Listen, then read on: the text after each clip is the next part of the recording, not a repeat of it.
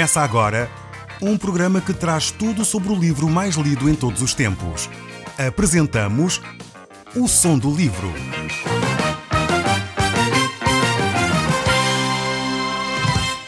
Seja muito bem-vindo. Neste podcast vai encontrar o livro mais conhecido e lido em todo o mundo. Vamos levá-lo numa viagem pela história da humanidade. Este é um audiolivro para si, para a sua família e sociedade em geral. Contextualização e comentários de Paulo Chaveiro. E nós estamos de novo a olhar para o Evangelho de São Lucas. E estamos agora no capítulo 14. Já começámos a ver este capítulo no último programa, pois avançámos um pouco mais do que o capítulo 13, da última vez que estivemos juntos. Nós vimos como Jesus Cristo foi convidado por fariseus para tentarem arranjar uma cilada. Vimos também como esses fariseus enviavam espias para tentar enganar Jesus, para condenar Jesus. Jesus mesmo assim aceitava os convites desses espias, desses homens mal intencionados, pois ele sabia que o seu tempo ainda não tinha chegado e por isso aproveitava todas as oportunidades para conduzir os homens ao arrependimento. Essa sempre foi a atitude de Deus para conosco. Deus não tem prazer, diz o texto bíblico, na morte do ímpio. Deus não tem prazer na morte do pecador. Deus quer que cada um de nós se arrependa. Ao ponto de, certamente está lembrado dessa parte da Bíblia que nos fala que quando Jesus estava pendurado na cruz, mesmo aqueles dois criminosos que estavam com ele, ainda aí, Jesus Cristo deu oportunidade para que eles pudessem ter um encontro com Deus. Então, todos os momentos, Deus quer proporcionar um encontro especial com Ele. É por isso que Jesus Cristo, creio eu, aceitava estes convites dos fariseus, para dar oportunidade a estes homens de ouvir a palavra de Deus e, eventualmente, essa mesma palavra lhes tocar o coração e eles mudarem de atitude. Pois Deus é amor, e Deus não tem prazer na morte daquele que é pecador. Por isso mesmo, Jesus aceitava estes convites. E assim vamos olhando para este capítulo 14 e vamos pegar um pouquinho mais atrás para podermos então ver como Jesus se relacionava com eles. Vamos começar mesmo do verso 1, apesar de já no último programa termos avançado um pouco mais, mas vamos voltar ao verso 1. Ele é tão interessante que eu creio que vale a pena nós olharmos para ele. E diz assim: Num certo sábado, Jesus foi à casa de um dos chefes dos fariseus para comer com ele. E todos observavam o que Jesus fazia. Mesmo em frente dele estava um homem que sofria de uma doença que o fazia inchado. Então Jesus perguntou aos doutores da lei e aos fariseus: Pode-se curar ao sábado ou não? Eles ficaram calados. Jesus tocou no homem, curou-o e mandou-o embora. Depois disse-lhes: Qual de vocês não vai tirar imediatamente do poço um filho ou um boi que de lá tenha caído num sábado? Jesus é extremamente incisivo quando fala com estes homens. Jesus tinha acabado de curar uma mulher num sábado. Jesus tinha feito tantos milagres ao sábado e agora pergunta a estes fariseus, a estes supostos doutores da lei, a estes homens que supostamente conheciam a Bíblia: é ou não lícito curar um sábado? Jesus sabia qual era a resposta que eles iam dar. Jesus sabia que eles iriam ficar irritadíssimos com o facto de Jesus estar a curar este homem num sábado.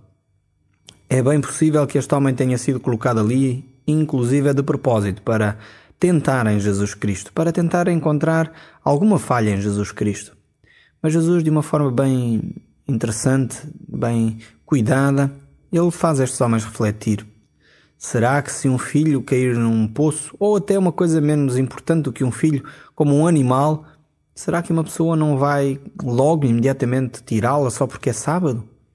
Não fazia sentido estes homens estarem com estas ideias de deixar de fazer o bem ao sábado só porque era sábado.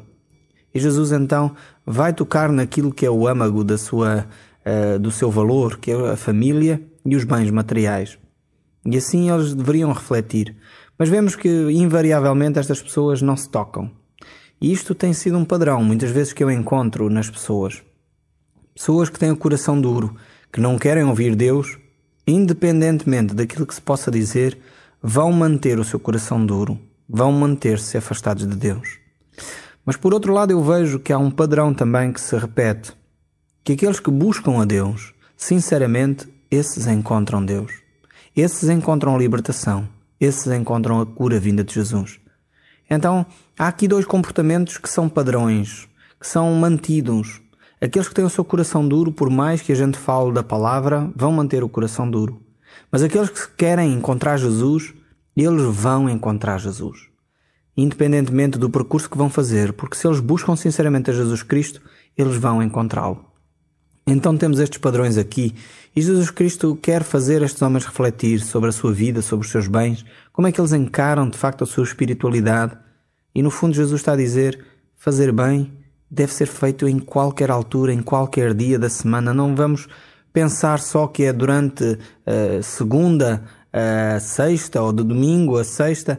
No sábado também podemos, e em todos os dias, em toda a hora, podemos fazer bem aos outros. No fundo é o que Jesus está a querer ensinar. E depois vemos que, depois desta festa, e mesmo nesta altura da festa, Jesus aproveita esta oportunidade para dar mais uma lição a estes fariseus. Para dar mais uma lição a estes homens que supostamente conheciam a Bíblia. E o texto bíblico continua no verso 7 deste capítulo 14. Ao repararem como alguns convidados escolhiam os lugares de honra à mesa, Jesus disse: quando alguém te convidar para um casamento, não te sentes no lugar principal, porque pode acontecer que tenha sido convidado alguém mais importante do que tu. Então aquele que convidou os dois terá de dizer: olha, dá esse lugar a este convidado que é de honra. E dessa forma ficarás depois envergonhado, quando tiveres de procurar o último lugar. Por isso, quando fores convidado, senta-te no último lugar. E assim quando vier o que te convidou e dirá: amigo, passa para o lugar mais honroso, tu não deverias ficar aí. Nessa altura, ficarás muito honrado diante de todos os que estiverem contigo à mesa. Pois todo aquele que se engrandece será humilhado, e todo aquele que se humilha será engrandecido. Depois disse àquele que o convidou: quando oferecestes um almoço ou um jantar, não convides os teus amigos, nem os teus irmãos, nem os teus parentes, nem os teus vizinhos ricos, para que eles não tenham de, por sua vez, te convidar também a ti, a fim de te compensarem. Quando deres uma festa, convida os pobres, os inválidos, os coxos, os cegos. Assim serás feliz, porque essas não têm com que te recompensar, mas serás recompensado por Deus na ressurreição dos justos. Jesus aqui dá grandes lições a estas pessoas que ali estavam. Jesus traz duas lições importantíssimas. Primeiro, vamos ver que estes homens disputavam qual era a cadeira de honra para si.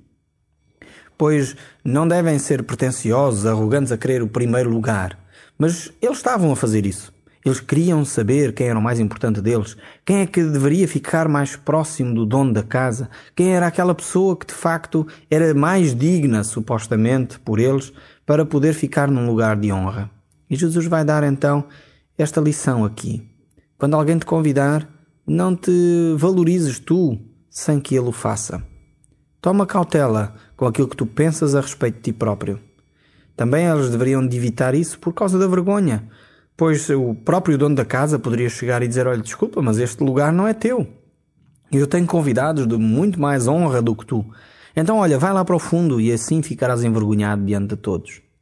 Jesus está aqui a querer, em primeiro lugar, ensinar uma lição sobre a humildade. Humildade é algo extremamente interessante, porque humildade é algo que nós sentimos dentro de nós. Não é só o facto de escolhermos a cadeira principal ou não que faz de nós humildes. No fundo, a humildade tem a ver com as nossas atitudes, é óbvio que sim, aquelas que se veem. Mas acima de tudo a humildade tem a ver com algo que vai dentro de nós. Há também um aspecto que de alguma forma pode manifestar o orgulho, que estes homens aqui estavam a manifestar, que é chamada a falsa humildade. Ou seja, sempre nas festas vamos para o lugar piorzinho, dizendo: ok, não, eu não sou capaz, eu não sou digno disso. Na realidade nós sabemos que de facto aí deveríamos estar noutra posição.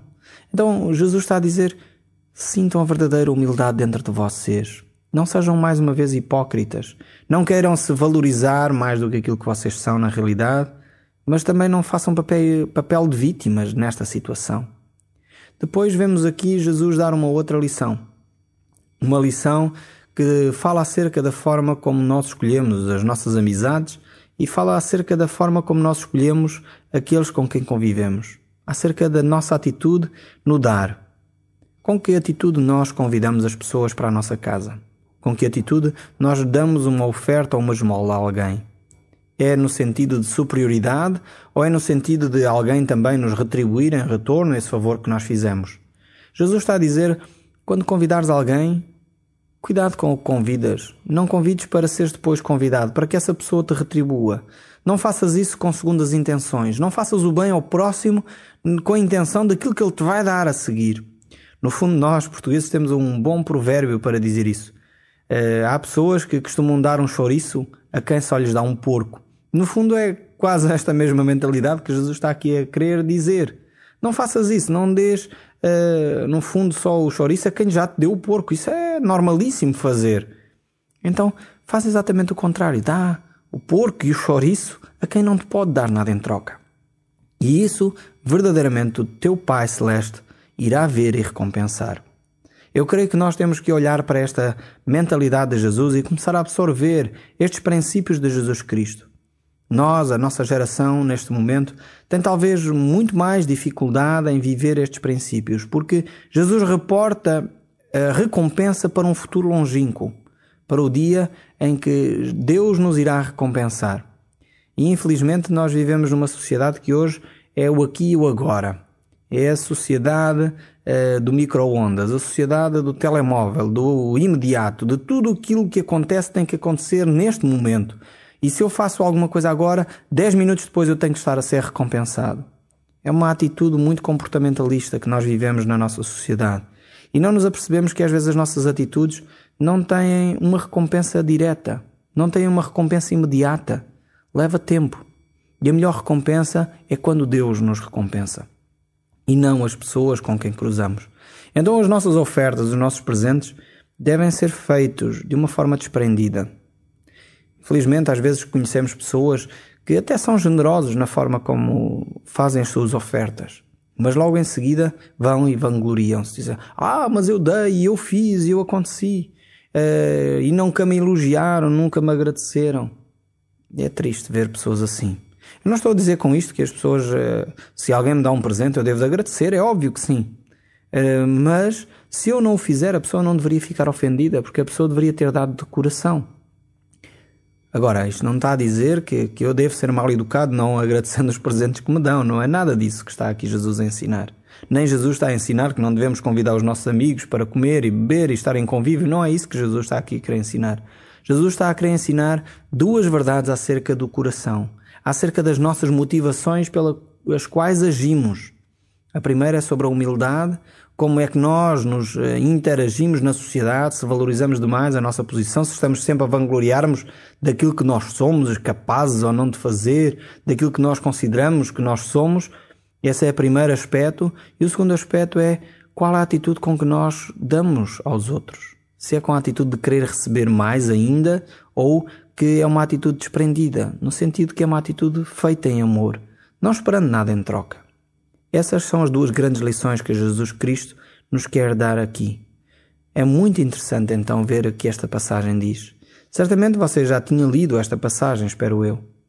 Jesus diz, ao ouvir isso, um dos que estava sentados à mesa disse a Jesus, feliz aquele que se sentar à mesa no reino de Deus. Quem está a trabalhar hoje visando a recompensa da ressurreição dos justos. Como eu já disse, vivemos numa sociedade quase comportamentalista, uma sociedade de causa e efeito, queremos receber imediatamente. Hoje deveríamos ter os nossos olhos colocados no céu. Jesus disse isso de outra forma.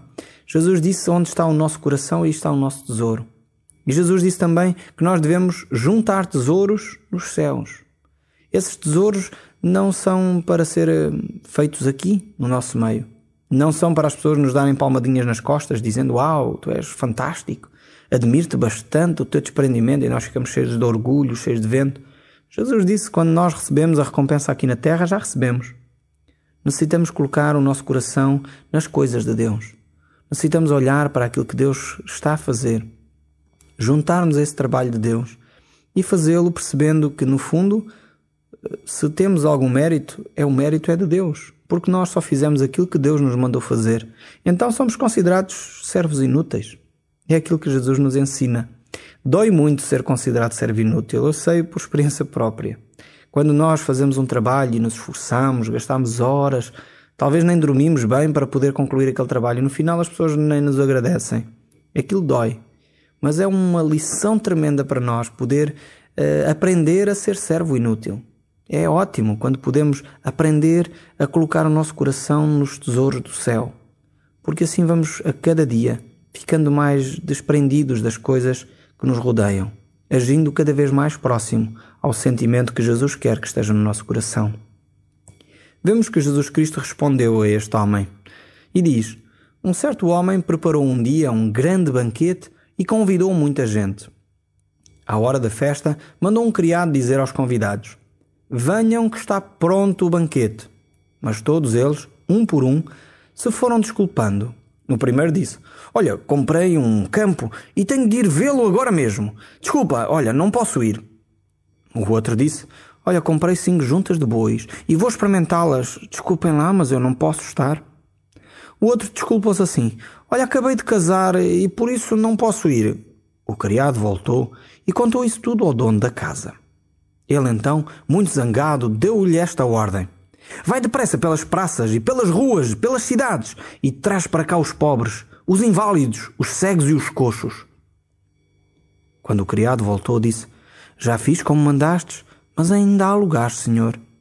Então aquele senhor acrescentou: vai pelos caminhos e pelos atalhos e obriga-os a vir, para que a minha casa fique cheia. Garanto-vos que nenhum daqueles que convidei primeiro hão de provar da minha ceia. Vemos aqui que Jesus conta esta história. E feliz é aquele que comer o pão no reino dos céus, diz o texto no verso 15. Começa assim. E Jesus conta então esta história de como acontece as desculpas que as pessoas vão dando a Deus. Muitas vezes as pessoas olham e não se importam com o reino de Deus. Pois, como diz o apóstolo Paulo, o reino de Deus não é comida nem bebida, mas o amor, paz e justiça. E as pessoas estão pouco importadas talvez com isto.